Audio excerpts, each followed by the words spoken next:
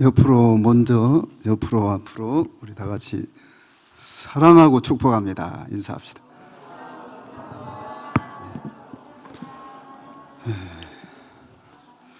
지난번에 우리 박훈식 원장 목사님께서 우리 또 이계선 전도사님의 이 소개를 이렇게 받을 때 쑥스럽다고 했는데, 저도 항상 있는 사람으로서 이렇게 소개를 받으니까 조금 쑥스럽네요. 그래서 감정을 이해할 만합니다.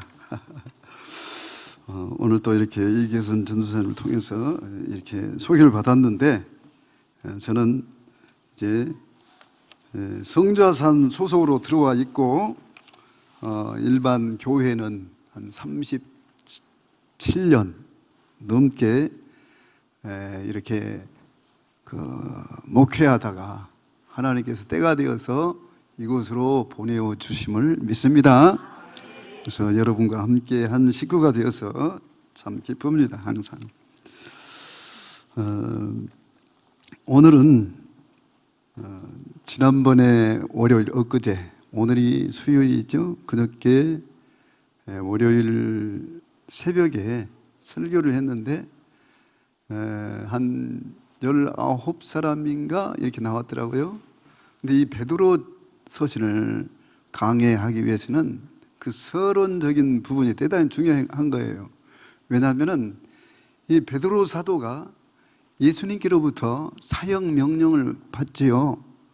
예루살렘에서 이렇게 형제들을 이렇게 두루 다니면서 그들을 일으키고 회복시키고 목양을 하라, 그런 명령을 받습니다. 근데 맨 처음에 어떻게 됩니까? 그래서 오늘 제가 먼저 서론을 먼저 말해야겠네요.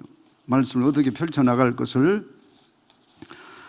그때 그 말씀을 전하고 이렇게 전하다 보니까 너무나 수식어가 많이 들어가가지고 본론으로 들어가지 못했어요. 근데 지금 생각하니까 이 서론이 너무나 중요한데, 이때까지 베드로 사도가 11장까지 예루살렘과 유다를 중심으로 엄청난 사역을 합니다. 그야말로 안전병을 일으키며, 그 밖에도 다비다 같은 죽은 사람도 일으키며, 그리고 뭐 중풍병자 할 것 없이 자기가 지나가는 모든 사람들, 병자들이 그림자만 덮여도 나을 정도였던 것입니다. 그래서 그림자가 덮이길 바라고 베드로를 가까이 했다고. 엄청난 이 예루살렘과 유다 지역에서 엄청난 사역을 했죠. 그런데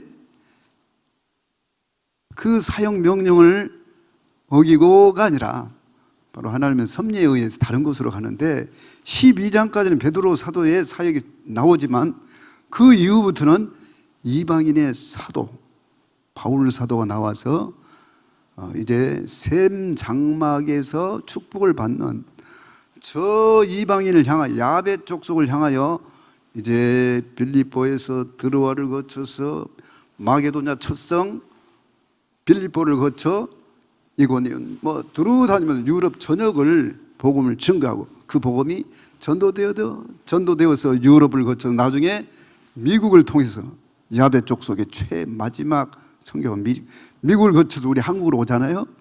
그런데 이 바울 사도의 이러한 이방인 선교를 위한 하나님의 보석으로서 이제 12장에서 바울 사도의 사역이 딱 끝나고 11장까지로 딱 끝나고 12장에서 무슨 일이 있어버립니다. 그래서 여러분들도 11장까지 베드로 사도가 활동을 하는데, 왜 베드로 사도가 갑자기 없어져 버리고 바울 사도가 나왔으며 갑자기 뚝 떨어져서 신약 성경의 21번째 성경인 베드로 전후서에서 베드로가 갑자기 나타나는가? 그것을 우리가 알 필요성이 있는 거예요. 제가 이 베드로 서신을 다루고 하나님 말씀을 전해야겠다 하는데 어떻게 전할까요? 그랬더니 그 서론적으로 주님께서 그러한 것을 이렇게 딱 저에게 마음으로 이렇게 다가오더라고요. 근데 지난번에는 그 서론을 너무나 쉽게 그냥 간편하게 끝나버렸는데, 오늘 제가 본문을 통해서 말씀을 전한다고 하는 것은 이제 베드로 서신을 받는 수신자라는 제목을 했지만은 오히려 서론의 성격을 좀 더 좀 쉽게 설명하고 오늘 이 자리에서 그리고 그 다음에 월요일에 가서는 그 베드로 서신을 받는 수신자라는 제목으로 계속해서 나가기를 원합니다. 그리고 제가 갑작스럽게 이렇게 우리 신현찬 목사님이 안 오시게 되어서 제가 갑작스럽게 대타로 3시에 명령을 받아서 하나님의 또한 명령으로 알고 이렇게 말씀을 전하게 되었습니다. 그래서 오늘 이 시간에 오늘 본문은 베드로전서의 서론부로 저자를 소개하면서 수신자들에 대한 문안 인사와 축복을 그 내용으로 담고 있어요. 그렇지만 이렇게 오늘 이 시간에는 베드로 서신의 저자인 이 베드로가 어떤 과정을 통해서 바로 저기 터키죠. 오늘날 터키라고 하죠. 그 당시 소아시아라고 합니다. 소아시아 지역에서 이렇게 사역을 하게 되었는가, 그것을 좀 더 서론적으로 여기서 오늘 다루고 같이 은혜를 받고자 하는 것입니다. 예수님께서 가야바 법정으로 잡혀갔죠. 그리고 가야바의 그 장인, 안나스 같이 그 당시 제사장들이었죠.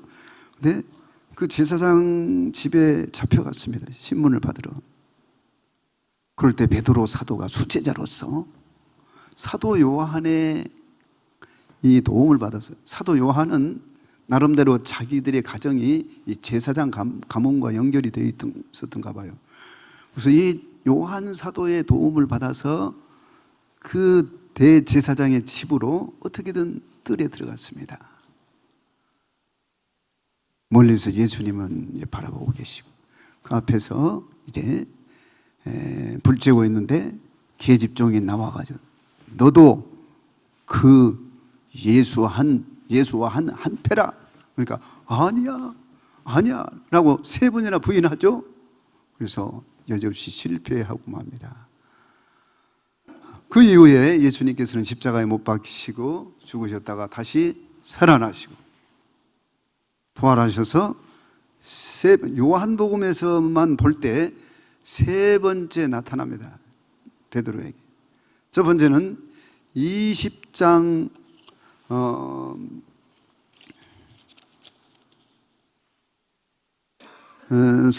요한복음 20장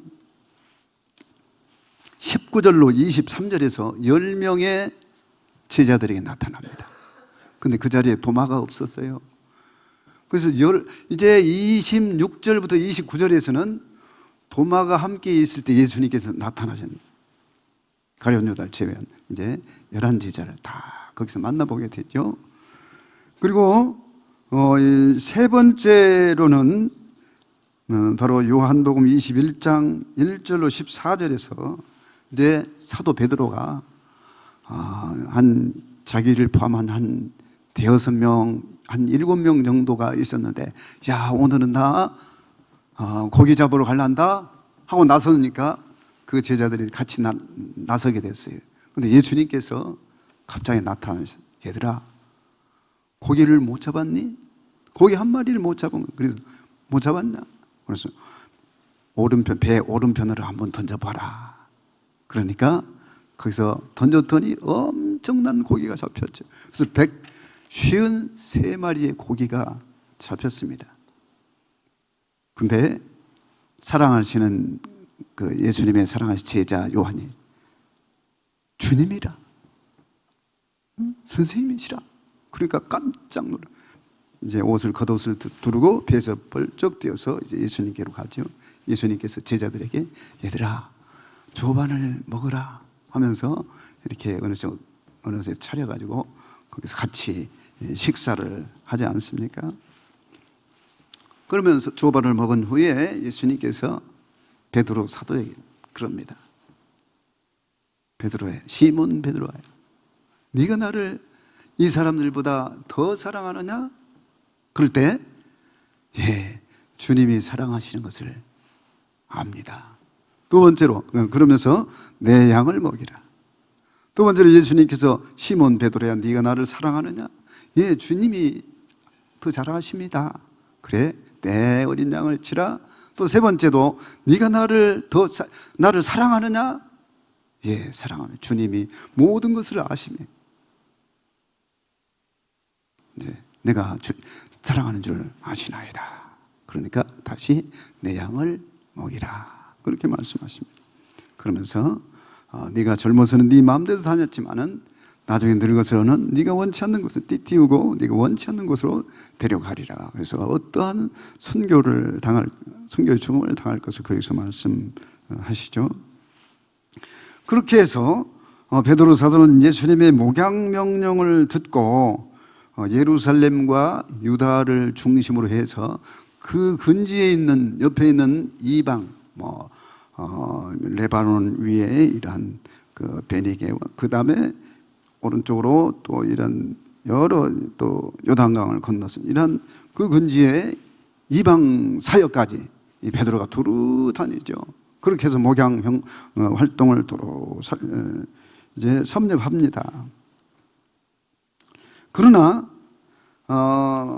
베드로가 더 이상 예루살렘과 유대 지역에서 사역하지 못하게 하는 세 가지 사건이 나타납니다. 그게 뭡니까? 첫 번째는 스데반 사건으로 인해서 예루살렘과 유다 지역에 있는, 그러니까 그 성도들이 모든 예루살렘 전역과 그리고 유다와 사마리아 지역으로 그리고 모든 땅으로 흩어졌다 그랬어요. 그리 많은 사람들이, 그러니까 베드로가 처음 사역할 때 처음 3,000명, 그 다음에 5,000명이 더해졌죠. 그래서 많은 성도가 있었는데 이 스데반 핍박으로 인해서 모든 성도들이 두루 핍박을 피해서 전체 다른 곳으로 이렇게 핍박을 피하게 됩니다. 그래서 많은 성도가 다른 곳으로 이렇게 신앙의 자유를 찾아서 떠났다는 것입니다. 그리고 두 번째는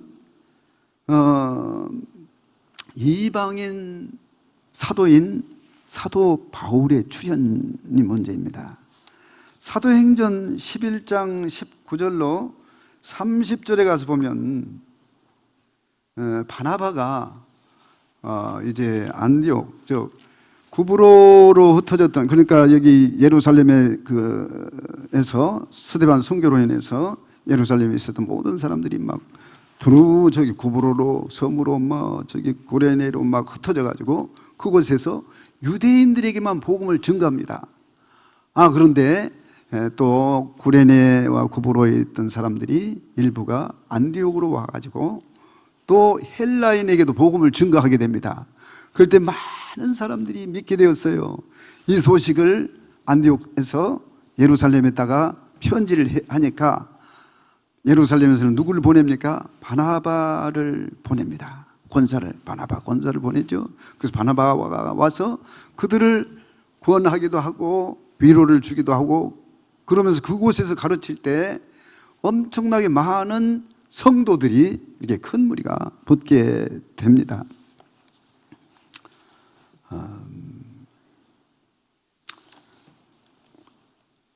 그럴 때 이 많은 사람, 그래서 안디옥에서 이렇게 큰 무리가 이제 생겼는데, 이러한 무리들을 가르쳐야 할 필요한 사람이, 동역자가 필요한 것입니다. 그래서 바나바가 누구를 찾으러 갑니까? 이 다메섹에서 대제사장 공문을 가지고 이 예수의 도를 믿는 성도들을 잡아가두기 위해서 말 타고 가다가 거기서 예수님의 빛으로 나타난 예수님을 보고 거기서 말에서 떨어지고 눈이 멀어버리지요.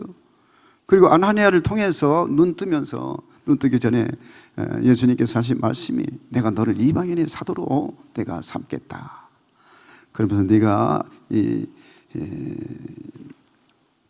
이 유대 지역에서 네가 전해도 네 말은 듣지 않을 테니 너는 내 이방인의 사도가 되어서 이방 지역으로 가서 복음을 증거하라. 그러한 말씀을 명령을 듣죠. 그래서 이미 이러한 말씀을 예수님께로부터 접수한 바울 사도입니다. 그래서 이 바나바의 안디옥 사역에서 이방인 헬라인이 많이 돌아오게 되었다고 하는 사실, 여러분 여기에 큰 의미가 있어요. 굉장히 중요한 것입니다. 헬라인이 꼭 나올 때는 중요한 거예요. 예수님께서도 요한복음 12장 몇 절입니까? 거기서 그랬잖아요. 헬라인이 빌립과 안드레를 통해서 예수님을 만나러 왔을 때 예수님께서 헬라인에게 복음을 증거하고 나서 뭐라고 했습니까? 내가 이때야말로 내가 이제 죽을 때가, 순교할 때가 왔다 하면서 하늘의 밀이 땅에 떨어져서 죽지 않냐면 하늘 그대로 있지만 죽으면 많은 열매가 생기리라 하며 당신의 이제 순교함으로 많은, 그러니까 이방인들이, 그러니까 유대인만 아니라 이방인들이 다 돌아오게 될 것을 주님께서 이미 그렇게 말씀을 하신 거죠. 그래서 이 헬라인이 돌아올 때 바로 예수님께서 당신의 십자가 사역이 시작된 것을 알리셨던 것입니다. 그리고 거기 사도행전에서도 이제 바나바가 이제 그러니까 구레네와 구브로 사람들이 안디옥에 와가지고 이방인에게 전하고 헬라인에게 전할 때 그들이 많이 돌아오게 되었다고 하지 않았습니까? 그래서 이러한 그 소식을 예루살렘에게 전했더니 예루살렘 교회가 바나바를 이제 안디옥에 보내가지고 이제 그들을 굳건하게 하고 위로하죠. 그래서 그 결과 안디옥에서 큰 무리가 더하게 되었다고 했습니다. 함께. 그래서 여기서 일할 동역자가 필요했던 것입니다. 그 많은 무리들을 어떻게 다스릴까? 그래서 바나바는 바로 바울 사도가 이렇게 있다가 다메섹에서 개종하여서 예수님께서 하신 말씀을 따라서 네가 유대에서 아무리 전화해도 네 말을 듣지 않을 것이다. 그렇게 해서 유대와 예루살렘에서 전도하는 건 실패하여서 어디로 갑니까? 자기 고향 길리기아 다소로 갑니다. 그래서 다소에서 한 9년 내지 10년 동안 썩고 있었어요. 근데 바나바는 기도를 해서 알았는지 아니면 자기가 이 사울을 기억했는지 거기서 사울을 찾으러 갑니다. 거기서 만납니다. 그렇게 와서 안디옥에서 큰 교인들을 무리를 가르쳤고 비로소 거기서 안 믿는 자들로부터 그리스도인이라는 그 레테를 얻었다 그랬죠. 그래서 앞으로 이제 이방 사역이 이제 창창 대로를 이제 걷게 되는 것입니다. 그래서 이제 바울 사도를 중심으로 하는 이방 선교 시대가 열립니다. 그리고 나서 벌어진 사건이 무엇입니까? 바로 사도행전 12장 1절로 17절에서 바울 사도가 이제 갇히는 사건이 나오죠. 근데 천사가 와서 내 배에 달린 이 바울을 깨워서 그가 이제 거기서 수갑이 벗어지고 옥새가 열어지고 해에서 다시 돌아오죠. 그렇게 해서 거기서 풀려서 어떻게 됩니까? 그것을 우리 사도행전에서 확인하고 오늘 이 베드로 전서와 연관이 있기 때문에 확인하고 갈 필요성이 있는 것입니다. 그래서 아까 안디옥에서 헬라인이 돌아왔다고 하는 것은 바로 이방인 전도가 전격적으로 시작되는 것을 알려주는 것입니다. 예수님도 헬라인을 만났을 때 이때 내가 십자가를 지고 순교할 때가 왔구나, 그 시점을 알려서 그때부터 이제 십자가를 지기 위해서 준비를 했었죠. 이방인 몽땅 돌아온다. 그리고 아까 안디옥에서도 이 헬라인이 돌아온 이 시점이 대단히 중요한 것입니다. 그것이 바로 바울 사도가 예수님께서 이방인이 몽땅 돌아 전 세계가 복음화될 것을 아신 그것이 대단히 중요한 그 시기, 그리고 십자가를 지닌 사건과 그리고 이제 이방인 중에 헬라인이 돌아와서 이렇게 안디옥 교회에 가득 찬 것, 이것이 바울 사도의 선교의 시점이었던 것입니다. 그렇기 때문에 더 이상의 베드로는 이제 예루살렘과 유다를 중심한 그곳에서 많은 사람들이 이제 스데반 이후, 순교 이후 전 세계로 다 이렇게 흩어져 있었으며, 그래서 많은 사람들이 처음 성도들만큼 있지를 않았어요. 그들이 다른 데로 갔죠. 그래서 이러한 사건이 생겼는데, 이제는 더 이상 유대와 예루살렘과 유대를 중심으로 한 그러한 사역이 베드로에게는 필요가 없었던 것입니다. 그런데 이러한 베드로가 이제 헤롯 왕이 유대 그 사도들 중에 야고보를 죽이죠. 그러니까 유대인이 기뻐합니다. 그것을 보고 이번에는 베드로 사도를 잡아가 죽이려고 무교절 기간에 일주일 동안 그러죠. 유교절로 넘어가는 그 기간 동안 잡아놨다가 이제 하루 남겨놓고 다음 날 죽이려고 폼을 잡고 있었는데 모든 걸 그런데 천사가 와서 그를 이렇게 끌어주는 사건. 자, 이게 대단히 중요한 것입니다. 그래서 거기서 분명히 사도행전 12장 1절로 17절까지를 보겠습니다. 그게 대단히 중요한 것입니다. 한번 봅시다. 우리 자, 다 같이 사도행전 12장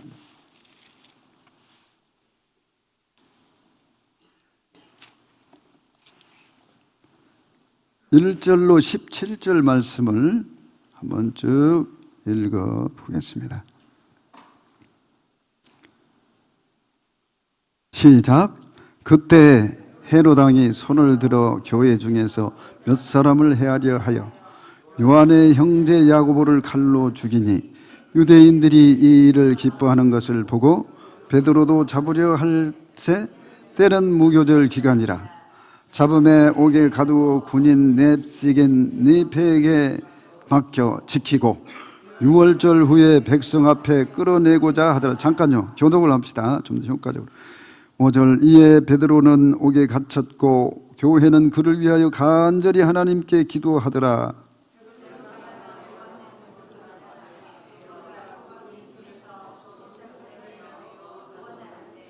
파수꾼 드리는 밖에서 지키다.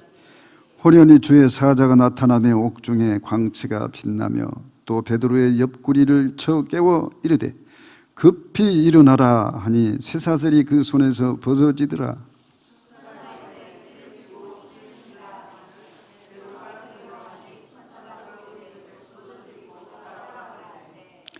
베드로가 나와서 따라갈새 천사가 하는 것이 생시인 줄 알지 못하고 환상을 보는가 하더라.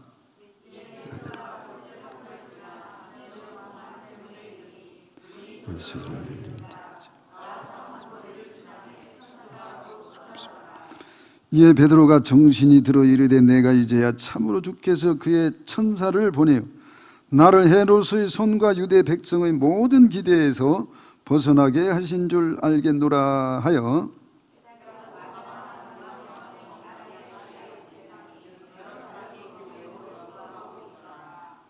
베드로가 대문을 두드린데 로데라 하는 여자아이가 영접하러 나왔다가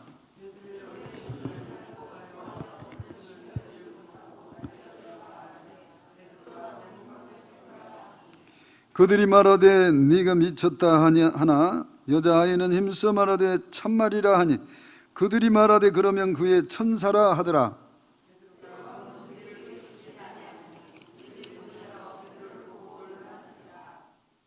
다 같이. 베드로가 그들에게 손짓하여 조용하게 하고 주께서 자기를 이끌어 옥에서 나오게 하던 일을 말하고 또 야고보와 형제들에게 이 말을 전하라 하고 다른 곳으로 가니라. 예, 이 말을 전하라 하고 어디로 간다고요? 다른 곳으로 가니라. 그곳이 어디겠어요? 바로 이것을 우리가 알고 넘어가야 돼요. 저도 이 베드로 서신을 강의하려다 보니까 주님께 지혜를 구하는데 왜 베드로가 여기까지 와서 없어져 버리고 베드로 서신에서 나왔을까? 그런다고 해서 베드로 서신을 쓸 때는 예루살렘이 있는 것이 아니었습니다. 이미 다른 곳으로 간 거예요. 그리고 벌써 이제 사도 베드로가 소아시아로 가기 전에, 그러나 아직까지 가기 전에 15장에서 예루살렘 총회, 첫 번째 모이는 예루살렘 총회가 모입니다. 왜 예루살렘 총회가 모이냐면은, 근데 예루살렘 총회가 모이는 베드로가 거기에 총회에 참여한 거예요.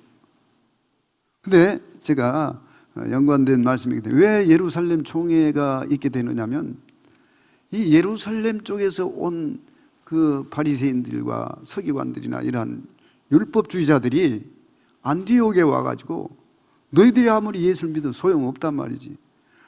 모세가 전하는 할례와 율법을 행해야 된다. 그래야지 구원을 받는 것이지. 그러니까 적지 않게 그들과 바나바 및 바울 사도와 이 막 그냥 쟁투가 일어났습니다.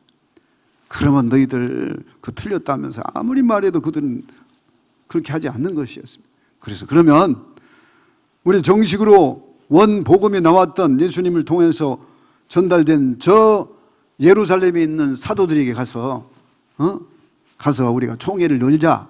그렇게 해서 이제 베드로나 모든 사람들 편지를 해서 그날 예루살렘에서 모이자 해서 맨 첫 번째로 모이는 예루살렘 총회가 열립니다. 여기에 베드로가 잠깐 나타나서, 베드로가 만일에 예루살렘에서 기거했다면은 헤롯 왕이나 그 밑에 있는 병사들이 가만히 놔뒀을까요? 이미 잡아서 죽였겠죠. 그러니까 예루살렘을 잠시 떠나서 그 근방 어디에 근지에서 은닉하고 숨어 있었을 것으로 압니다. 그래서 예루살렘 총회가 있어서 거기에 참석했다가 만일 또 본 사람 오면서 가면서 본 사람도 있을 수 있으니까 혹시 그런 것을 피해서 사도 베드로는 멀리 가서 숨었을 것입니다. 그런데 그것도 그가 자기의 그것으로 하지 않고 반드시 성령님의 인도하심, 예수님의 인도하심을 따랐으리라 생각됩니다. 그렇게 해서 이렇게 베드로가 더 이상 예루살렘과 유대 지역에서 사역하지 못하게 하는 이 세 가지 때문에 더 이상 베드로는 예루살렘에 남아있을 수가 없었고, 반드시 베드로를 또 다른 곳에서 기다리고 있었던 것입니다. 예수님께서는 베드로 사도에게 꼭 예루살렘에서만 하라고 못 박지 않고, 자관 예루살렘에서 처음에 했지만 그를 이제 죽이려고 할 때 천사를 통하여 끌어내고 다른 곳으로 가게 했는데 그것은 하나님의 인도하심이 있었겠죠. 그렇게 해서 다른 곳에서 이미 기다리고 있었는데 그곳이 어디라고요? 바로 소아시아입니다. 우리 소아시아에 대한 이것을 조금 영상으로 띄워줄 수 있을는지 모르겠으면 저 유튜브로 들어가세요. 지금 준비된 건 없다 해도 핸드폰으로 보면 영상이 딱 나오더라고요.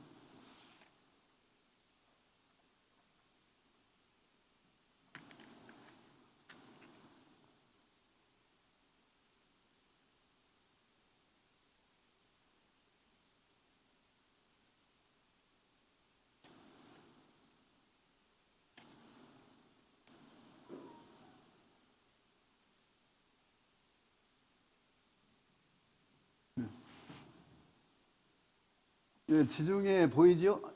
지도만 먼저 보여주세요.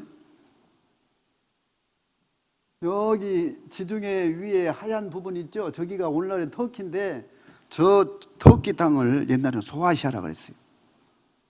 그래서 오늘 본문에서 뭐라고 했어요? 본도와 갈라디아가 저기 있죠? 그 다음에 카파도기아와 그 다음에 여기 에베소를 중심으로 여기가 아시아로, 그리고 그 위에가 비두니아가 있어요. 두라리아 위에서 저 갈라디아 윗땅으로 안 보이는 카파도기 위로, 본도 위로 해가지고 이 5곳으로 흩어진 성도들에게 이제 이제 편지하는 서신이 오늘 본문인데, 그래서 이 다른 곳이 아니라 바로 이 소아시아입니다. 그것도 예수님의 성도들이 있었기 때문에 그곳에서 목양을 해야 했던 것입니다.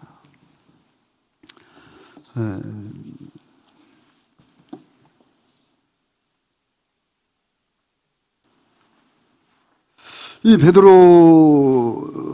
예수님의 이제 수제자 베드로가 당시 흩어져서 고난을 당하고 있는 이 흩어진 크리스찬들을 위로하고 신앙의 용기를 북돋아 주기 위해서 이 편지를 했던 것입니다. 물론 베드로도 자기 집을 떠나가지고 멀리 가 있어 보니 자기는 또 예루살렘에서 죽이려고 하니까 주님께서 보내주셔서 그쪽으로 가서 사역을 시키시니까 하는데, 바로 이들에게 엄청난 위로가 필요했던 것입니다. 여러분, 집도 버리고요, 가정도 버리고, 어쩌면 가정도 같이 갔으리라 생각합니다만은, 고향도, 엊그제 제가 유튜브에 제 설교가 나왔다고 우리 친구 장로님이, 후배 장로님이 얘기를 하면서, 언제쯤 고향을 가지? 이번에는 작년에 못 갔으니까 이번에는 꼭 가려고 했는데, 이번에 이 코로나 때문에 추석에 표도 안 준다고 하는 거예요. 그러면서 그 하소연을 하더라고요. 이번에는 꼭 가가지고 고향에 가려고 했는데, 몇 년 동안 못 가본 고향 한 번 꼭 가보고 싶었는데 못 가게 되었다고 하면서 하소연을 하더라고요. 그런데 그들은 신앙을 따라서 이제 자유를 찾아서 멀리 떠나 있었지만은, 얼마나 고향을 떠나서 제대로 먹지도 못하고, 물론 성도들이 왔다 갔다 하면서 음으로 양으로 이렇게 준비해가지고 필요한 뭔가 음식, 이스라엘 백성들은 이러한 무화과 말린 것이나 이런 말린 그 음식들이 많죠. 그렇게 해가지고 준비해가지고 온 것들도 가지고 이제 조금씩 절제해가면서 먹었으리라 합니다만은, 얼마나 그들이 피신해가지고 있는 그러한 상황에서 그들이 먹을 것을 다 먹을 수 있었겠어요. 배고팠을 것이며, 또한 약도 없는 그곳에서 이국 땅에서, 그리고 지하의 그 카타콤베라고 하는 그러한 지하에서 퀴퀴한 그러한 곳에서 정말 밖에 나가보지도 못하고 얼굴은 하얗게 해가지고, 밖에 나가야 햇빛도 보고 건강해지고, 그런데 저간 그러한 곳에서 이러한 고난을 당하면서 오로지 하나님만을 바라보는 그들에게 있어서 베드로 사도가 그곳에 간 것은 그들에게 적지 않은 큰 위로가 되었을 것입니다. 마치 우리가 사도 요한이 소아시아 좀 후 시대에 가서 이제 그로부터 한참 후에 한 40-50년 이후에 있을 이 사도 요한이 이제 반모섬에 갇히기 전에 이 에베소 지역에서 목회를 하고 있지 않았습니까? 그럴 때 이 소아시아 7교회가, 에베소까지 포함한 이 7교회가 바로 이 사도 요한이 있었기 때문에, 그들은 이 사도 요한만 보면 힘이 났던 것입니다. 사도 요한이 뭘 얘기하면 편지를 싹 해서 그들이 그들대로 따르지 말라 어떻게 했을 것이며, 그래서 사도 요한만 바라보고는 힘이 있었어요. 사도 요한이 이제 우상 숭배도 하지 않고 본이 되고, 그러니까 이 사도 요한만 가다 놔버리면 저 에베소를 포함한 이 7교회들이, 6교회들이 황제에게 우상 숭배를 할 수 있을 것이다. 그래서 그 당시 사도 요한을 가둬버리죠.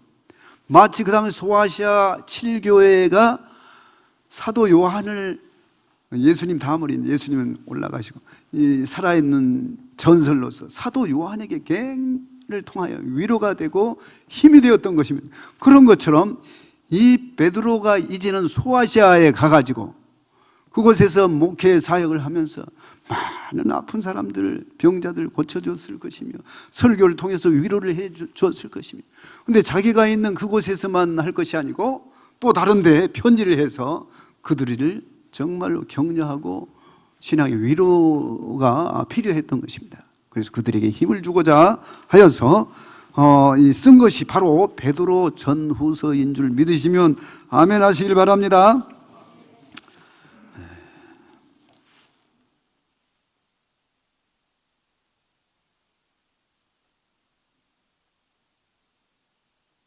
그래서 이 당시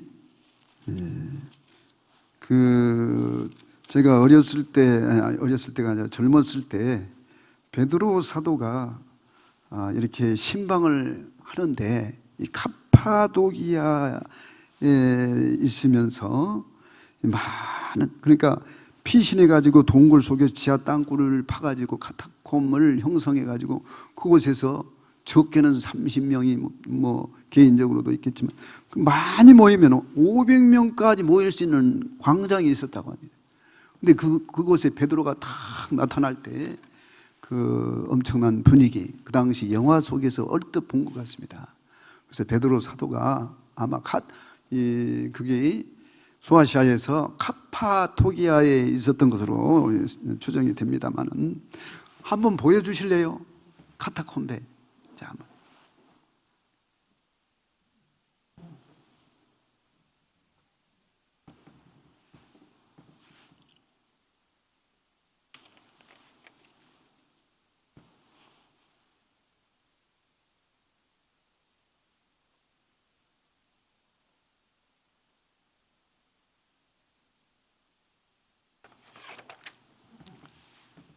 없으면 놔두고요. 제가 그러면 짧게 말씀을 조금 전개하고 마치고자 합니다. 첫 번째로 이제 두 번째로 베드로 전후서의 말씀을 받는 수신자는 어떤 사람들입니까? 다시 한번 베드로 전서 1장을 한번 가서 봅시다. 1장 1절 말씀. 다 같이 같은 목소리 시작. 예수 그리스도의 사도 베드로는 본도 갈라디아와 갑바도기아 아시아와 비도니아에 흩어진 나그네. 여기서 이 첫 번째로 이들의 수신자는 5 지역에 흩어져 있는 초대교회 성도들이었습니다. 여기 5 지역에 흩어진 나그네는 그냥 우리가 말하는 보통 나그네가 아니라 예수님 때문에 핍박을 받고 있던 당시 나그네이기 이전에, 나그네는 나그네인데 바로 초대교회 성도들을 가리키는 것입니다. 그래서 이 5 지역에 흩어진 초대교회들은 당시 네로 황제에게 핍박을 피해서 그 당시 팔레스틴을 떠나 이 소아시아에 흩어져 살던 디아스포라 유대인들을 가리킵니다. 이들은 예수 믿는다는 것 때문에 자신의 모든 것들을 다 버리고 이곳저곳으로 도망해야 했던 것입니다.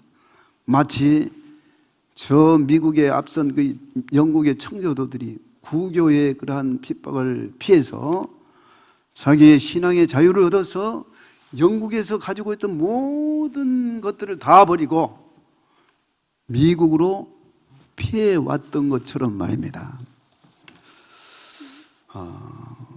앞으로 이제 지금도 국가로 어떤 나름대로 기독교가 탄압을 받고 있습니다만은 앞으로 대환난 시대가 되어서 어떤 핍박이 온다고 할지라도 우리는 이들처럼 우리의 믿음을 끝까지 가지고 나가서 승리할 수 있으시길 주의 이름으로 축원합니다. 두 번째는 나그네입니다. 또 같은 말씀 1절 전체를 다시 한번 읽어보십시오. 시작. 예수 그리스도의 사도 베드로는 본도 갈라디아, 갑바도기아, 아시아와 비두니아에 흩어진 나그네라고 했습니다. 이 나그네는 바로 천국의 소망을 두고 있는 핍박받는 성도들을 가리킵니다. 그래서 흩어진 초대교회 성도들이 비록 예루살렘을 떠나 멀리 있었지만 이스라엘 백성으로서 선민의식을 결코 잃지 않았던 것입니다. 이처럼 오늘날 우리 성도들도 이 땅에 흩어져 살고 있지만 본향인 하늘나라 백성으로서의 의식을 잃어서는 안 될 것입니다. 그래서 이 땅을 임시로 거쳐가는 나그네와 같은 삶으로 여기고 세상 사람들과 달리 우리가 정말로 거룩하고 성별된 삶을 살아야 할 줄로 믿습니다.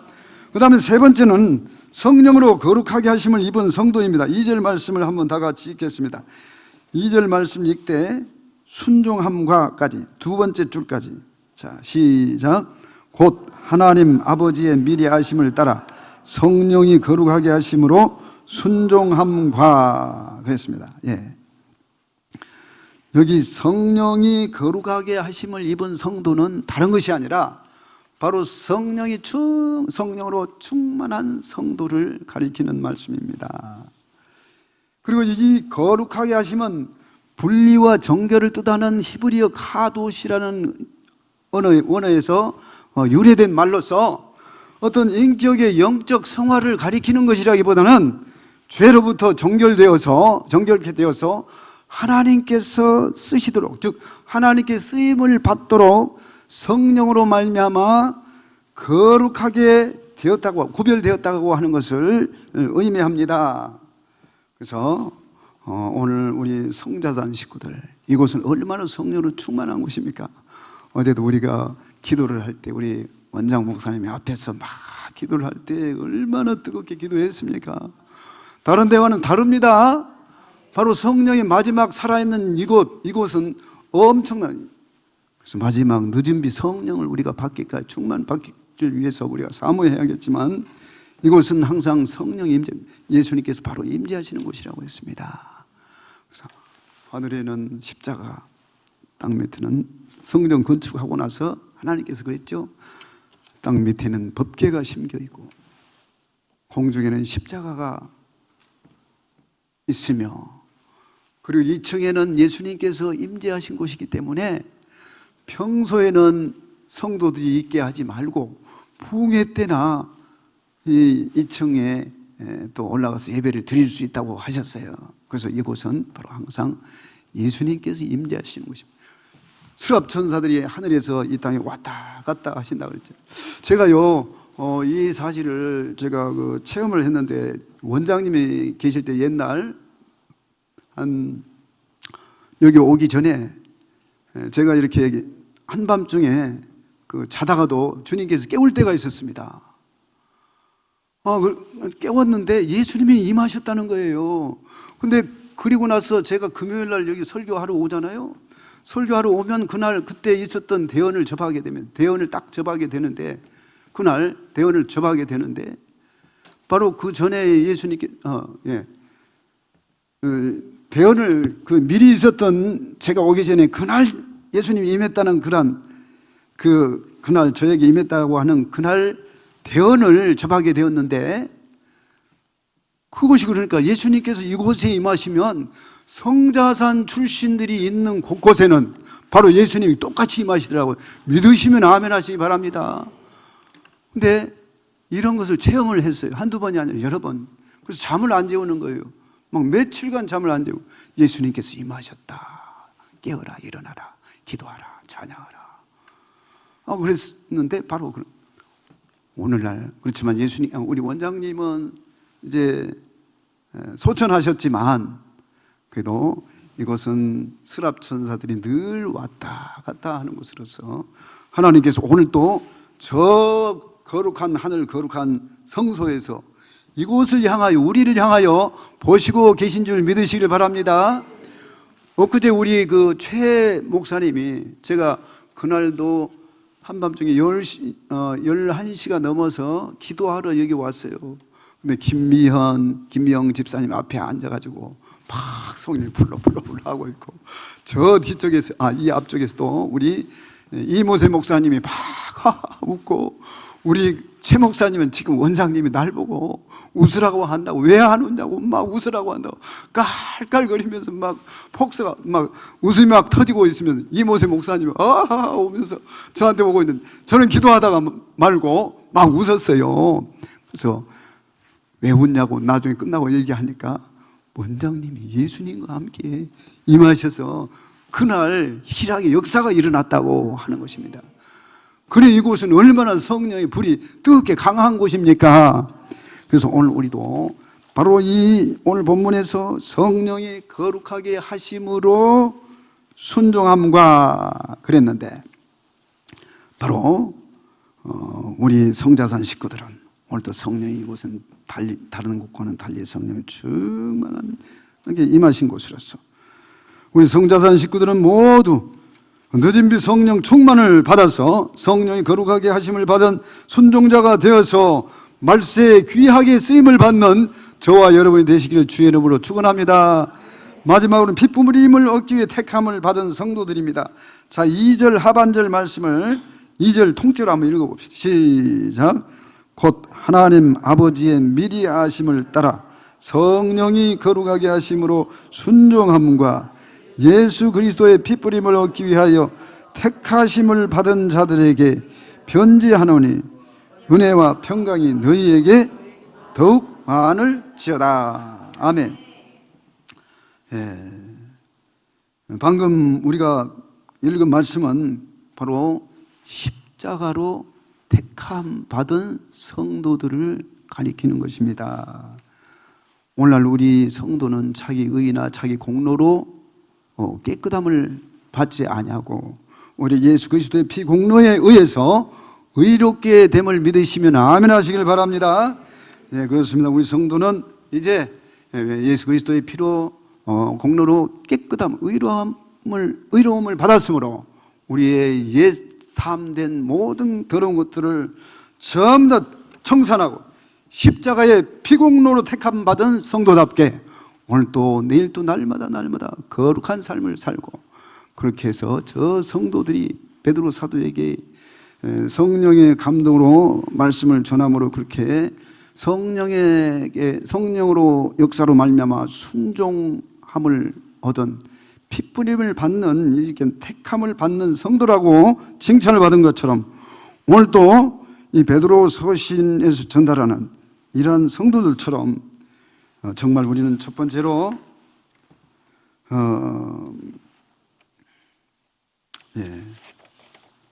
우리도 초대교회와 같은 예수님을 믿는 성도로서 오늘 우리는 이 땅에 살아가면서 또 믿지 않는 사람들 얼마든지 핍박을 받을 수 있어요.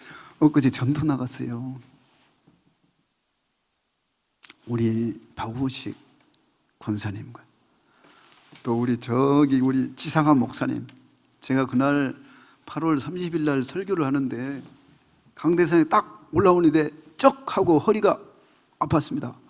이건 내가 아픈 거 아닌데 왜 그러지? 주여 낫게 하여 주옵소서. 탁 기도를 하고 금방 없어졌어요.